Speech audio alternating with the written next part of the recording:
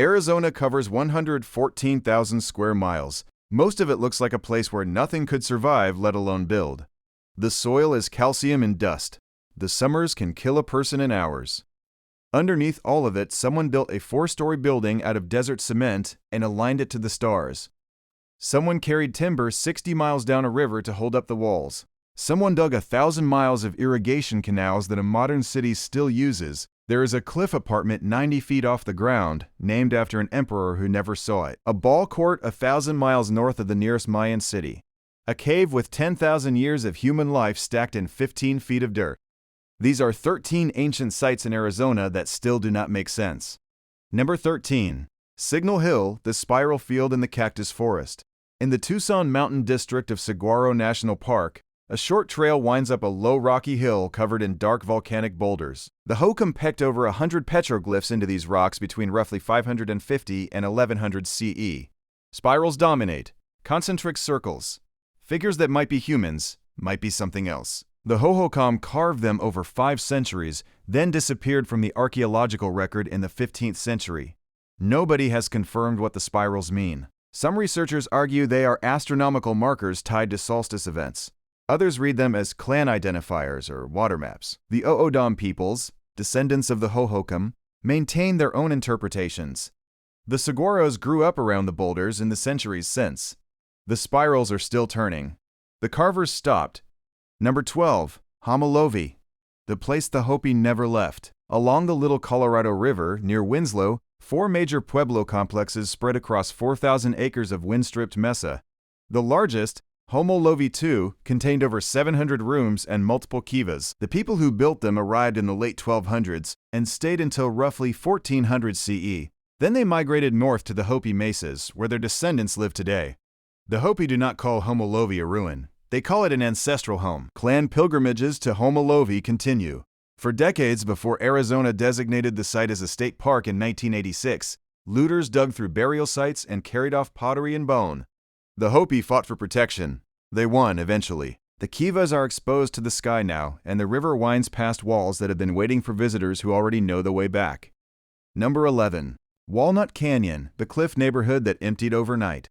7 miles southeast of Flagstaff, a 350-foot deep canyon cuts through Kaibab limestone. The Sinagua built over 80 cliff dwellings into the canyon walls between 1100 and 1250 CE. They walled off natural alcoves with limestone blocks and clay mortar, creating small rooms tucked under rock overhangs. They farmed the canyon rim, they gathered walnuts and piñon nuts from the slopes, they hunted deer on the plateau above. The dwellings face south and east, catching winter sun for warmth while the overhangs blocked the summer heat. They understood the geometry of the canyon better than most architects understand a thermostat. Then, within a single generation, they left. No evidence of warfare, no mass graves, no catastrophic fire. They simply stopped living there. The canyon still holds the rooms. The rooms still hold the silence. Number 10. Tuzigoot, the pueblo you could not walk into. On a limestone ridge above the Verde Valley near Clarkdale, a 110-room pueblo rises 2 and 3 stories above the desert scrub. The Sinagua built it between 1125 and 1400 CE. At its peak, roughly 225 people lived inside. The walls are dry-laid stone mortared with mud. The ground floor had no doors. Entry was through openings in the roof accessed by wooden ladders. When the residents climbed inside, they could pull the ladders up behind them. This was not a response to sustained warfare. There is no archaeological evidence of siege or battle at Tuzigoot. The name itself is Apache, meaning crooked water, given centuries after the Sinagua left. You can drive past it on Highway 89A, most people do, without knowing what they are passing. Below the ridge, Tavasky Marsh still catches the light. The pueblo watches it from a height it chose for reasons it did not write down. Number 9. Tonto National Monument, the pottery that crossed every border. In the Tonto Basin of central Arizona, 2 cliff dwellings sit inside natural caves high above what is now Roosevelt Lake. The Salado people built them around 1300 CE using a construction style that blended hohokam, ancestral Puebloan, and Mogollon techniques. The rooms themselves are a committee of traditions, but the real question is the pottery.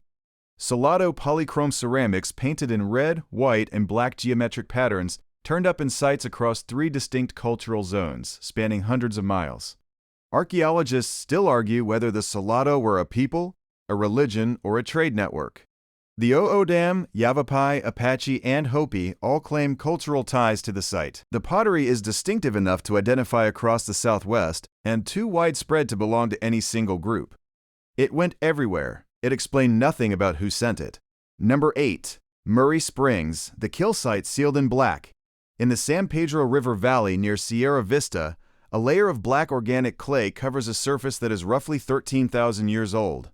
Beneath the clay, archaeologist C. Vance Haynes of the University of Arizona found the butchered remains of 2 mammoths and 11 bison between 1966 and 1971. Alongside the bones lay hundreds of stone tools, 16 clovis projectile points, fire pits, and the debris of a hunting camp preserved with unusual precision. The black mat, formed by a rapid algal bloom, sealed the clovis-aged surface immediately after the hunters left.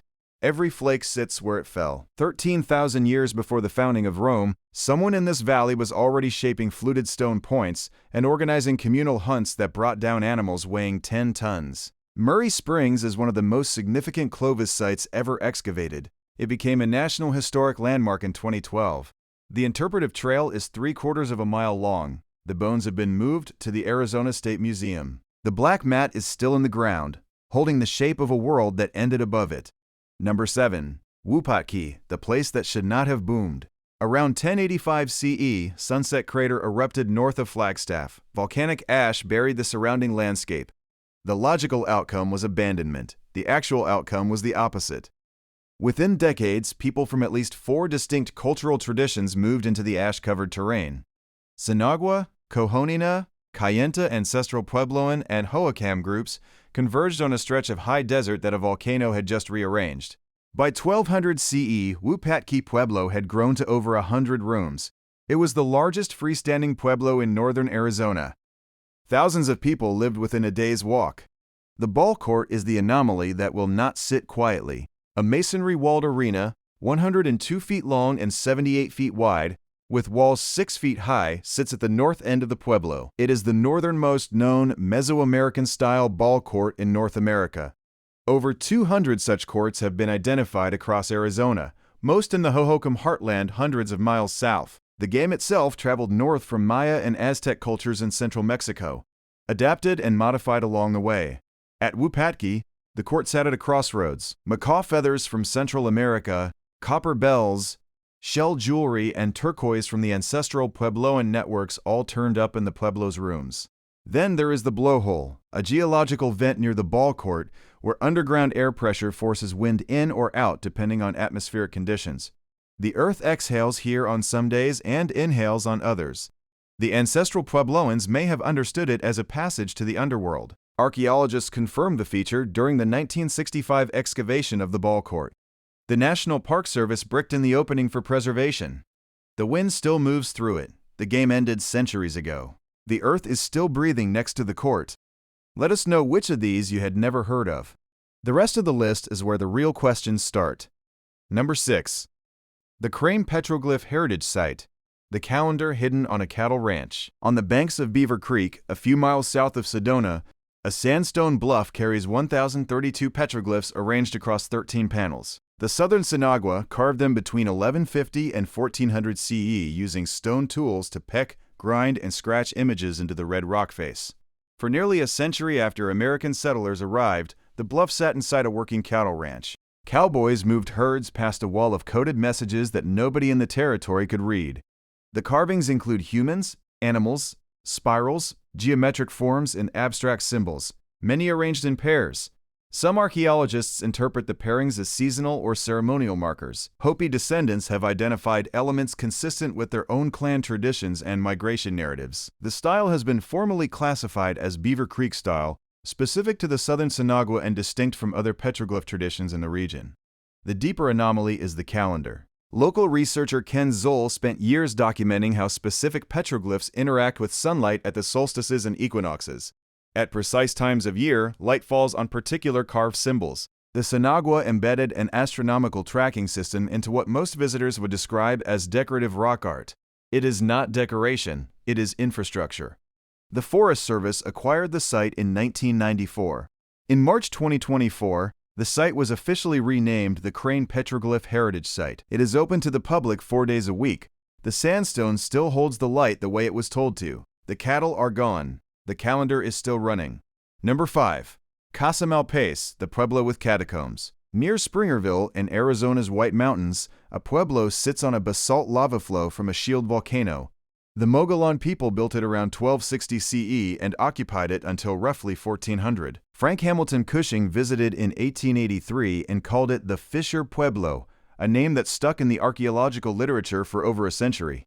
The site holds 50 to 60 rooms, a great kiva large enough for community gatherings, and a stone staircase carved up the rim of the volcano that created the lava field beneath it. Great wooden roof beams were hauled roughly 20 miles by hand. A rectangular kiva contains windows and slots that allow solstice light to fall on pictoglyphs carved inside the walls. One platform appears to have served as a tether for a captive eagle. Many Puebloan peoples considered eagles divine messengers passing between the spirit world and earth. But the feature that generated an archaeological sensation sits below the surface. Beneath the pueblo, volcanic fissures form a network of catacomb-like chambers. In the early 1990s, archaeologist John Homan of Louis Berger and Associates confirmed the presence of human burials in the underground spaces. This is the only known system of subterranean burial chambers in the prehistoric Southwest. Both the Hopi and the Zuni identified the interred as their ancestors. Both nations objected to further excavation. The city of Springerville, which manages the site, agreed to seal the catacombs permanently. Hopi and Zuni spiritual leaders conducted prayers and offerings before the chambers were closed. Casa Malpais became a National Historic Landmark in 1964. The pueblo is open by guided tour only. The catacombs are not open at all. The ancestors asked for quiet. The volcano has obliged for 700 years. Number 4. Ventana Cave, 10,000 years and 15 feet. On the Tohono O'odham Nation in southern Arizona, a massive rock shelter opens in the side of a volcanic hill.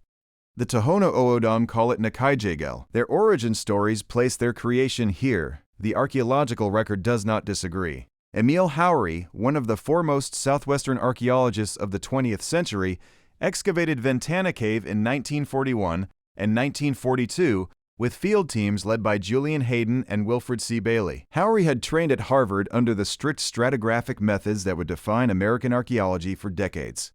What he found inside the cave was a vertical timeline. At the bottom of the deposit, Paleo-Indian tools from people who shared this desert with megafauna. Above them, archaic period implements. Above those, hohokam materials. And above everything, the cultural layers of the people who still live on this land, the Tohono O'odham, whose nation encompasses nearly 3 million acres of the Sonoran Desert. Between 1992 and 1994, archaeologists Bruce Huckle and C. Vance Haynes returned to re-examine the stratigraphy. New radiocarbon dates place the volcanic debris layer between 10,500 and 8,800 years ago. Some natural soil mixing may have shifted artifacts between layers, but the conclusion held. Ventana Cave records an unbroken sequence of human presence, spanning at least 10,000 years, all of it compressed into roughly 15 feet of stratified earth. The cave contains pictographs and petroglyphs spanning multiple millennia. In the early morning light, the pigments glow against the rock. By midday, many fade to near invisibility. The art keeps its own hours. Ventana Cave is a National Historic Landmark. It sits on sovereign Tohono O'odham land. It is not a museum exhibit. It is a living document, and the people whose story it tells are still here to read it. Number 3. Sedav Vaaki, the 1,000-year-old city under Phoenix. Between the runways of Sky Harbor International Airport and the lanes of Interstate 10, a hohokam platform mound rises 20 feet above the desert floor.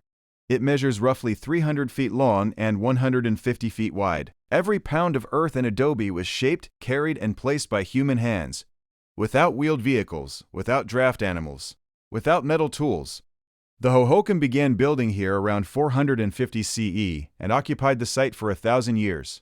The mound is not the part that rewrites assumptions. The canal system is. The hohokam engineered over 1,000 miles of irrigation canals through the Salt River Valley, some channels 30 feet wide and 10 feet deep, sloped at 1 to 2 feet per mile to control water flow across flat desert terrain. Their longest canal ran 16 miles northwest to where the city of Glendale sits today.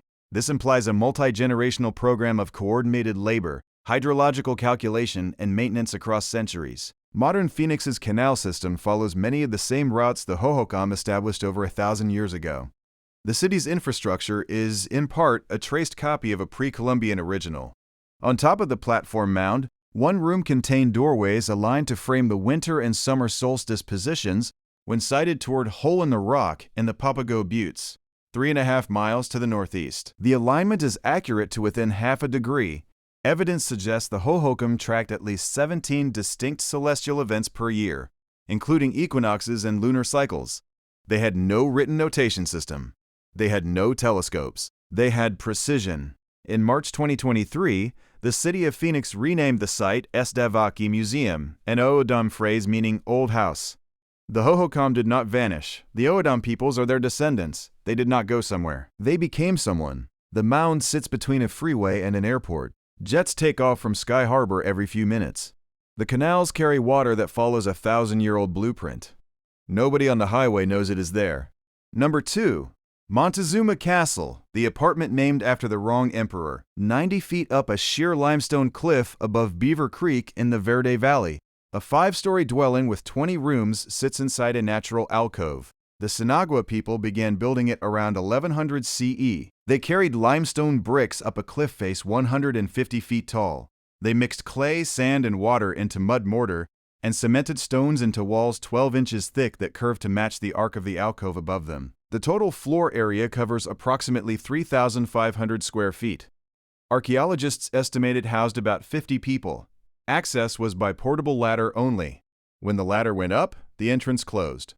The name is wrong. American settlers arrived in the Verde Valley in the 1860s, some of them veterans of the Mexican-American War who had seen the remains of Aztec architecture in Mexico City.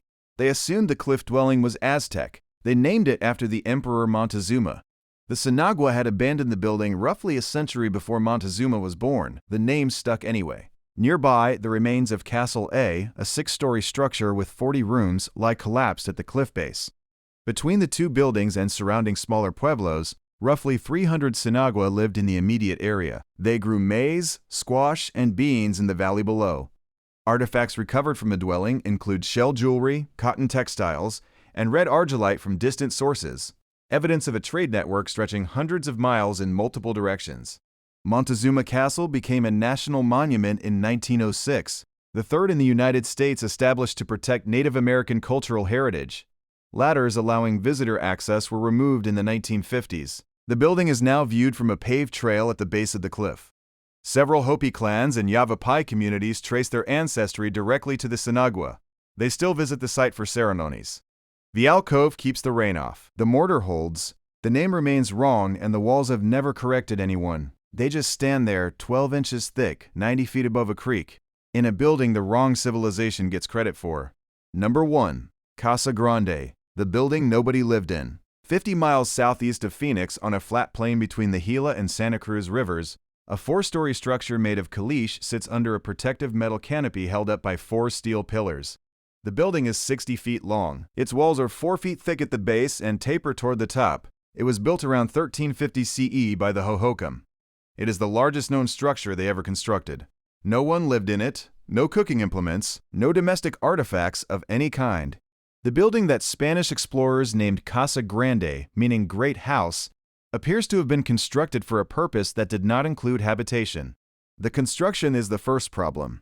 The hohokam mixed desert caliche, a calcium carbonate cement formed naturally in arid soils, into walls that have withstood nearly 700 years of desert weather. Internal support came from juniper, pine, and fir timbers hauled from forests 60 miles up the Gila River, carried by hand or floated downstream. Saguaro ribs were laid perpendicular across the support beams, covered with reeds, then sealed with another layer of caliche. Every structural material came from somewhere else. By the time medieval London was still building with wattle and daub, the hohokam were engineering with natural concrete and long-distance timber logistics. The astronomical alignments are the second problem. Openings in the walls correspond to the positions of the sun and moon at specific times of year. The structure is oriented to the 4 cardinal points. The alignment is accurate to within a degree. The builders had no written notation system, no metal instruments, no glass. They had geometry they did not record on anything except the building itself. Casa Grande stood at the end of a major canal. It was one of roughly 40 platform mound sites in the Salt River and Gila River valleys, spaced approximately every 3 miles along the irrigation network. The mounds were nodes in a water management system that covered hundreds of square miles of desert. The building was not a house. It may have been an office, an observatory, a ritual center, or a piece of infrastructure for a system too large to see from the ground. That is why they built it 4 stories tall. In 1892, President Benjamin Harrison placed Casa Grande under federal protection, making it the first archaeological preserve in the United States. It became a national monument in 1918. The protective canopy was added in 1932, designed by Frederick Law Olmsted, Jr. Beneath that roof, the caliche walls stand. The O'odham peoples, descendants of the hohokam, remain on the land. They did not disappear. They did not leave a mystery. They left a building. No hearth, no bed, no bowl, just walls and angles and a view of the sky through openings that still line up with the same stars the builders watched. The desert has not moved. The stars have, slightly. The building noticed. Arizona does not advertise its archaeology the way it advertises its sunsets. Most of the sites on this list sit within an hour of a major highway, and most of the people driving past them have no idea what is out there. For me, it is Ventana Cave. 10,000 years of human presence compressed into 15 feet of earth, and the paintings on the cave wall change visibility with the angle of the sun. The art decides when it wants to be seen. Which site surprised you most? Subscribe for more.